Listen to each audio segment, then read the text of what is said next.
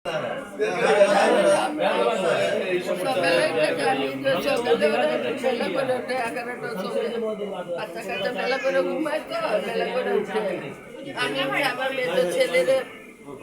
পাঠায় আমি বাইরের মধ্যে পয়সা থাকি। আজকেও পয়সা ছিলাম, সবাই আমার দেখছে।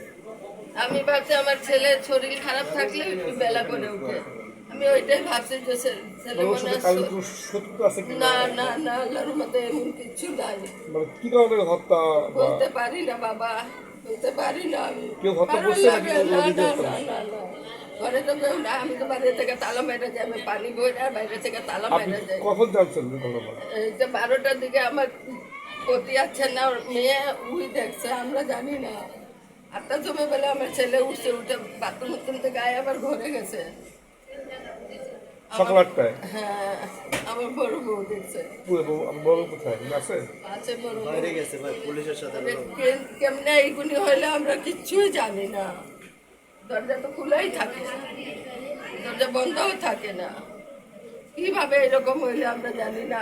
যখন চিল্লাইছে তখন আমরা সবাই উঠাই বাচ্চাদেরকে ডাক্তারখানা নিয়ে গেছে, বাচ্চারা তো নাই। এখন বাচ্চারা কেউ মারছে নাকি আত্মহত্যা করছে? কেউ কিছু করে নেই, দেখার বললে তো কোনো লাভ নেই।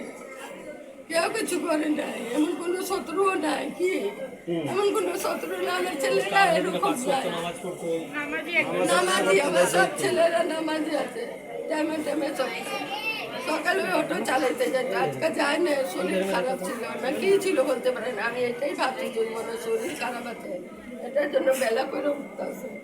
আমি উঠাই না, উঠাইতেইলেই তো দেখতে পারতাম। আমি আসি না, আমি মনে শরীর খারাপ, থাক ঘুমাইতে দাও। এর বেশি আমরা কিচ্ছুই জানি না। কিভাবে